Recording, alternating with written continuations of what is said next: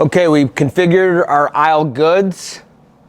You can see our products all loaded, aisles 1 through 15. The aisles are also labeled inside the machine.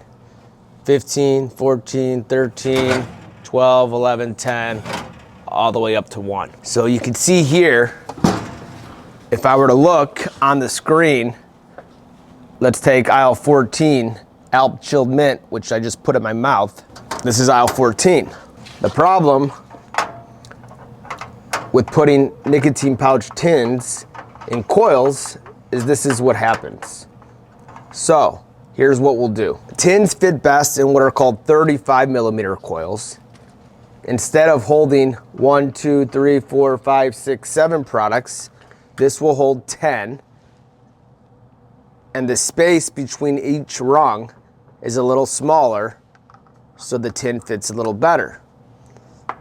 You need to buy these extra. You can buy them in 5-packs on vapetm.com. I will remove this coil. Once again, we were on aisle 14. And to do that, I will make sure that the slot, this little window here, is on the bottom.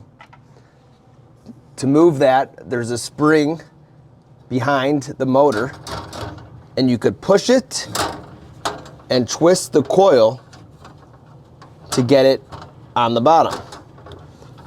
From there, I will simply spin the coil clockwise, line up the slot with that little piece, and slide it up and out.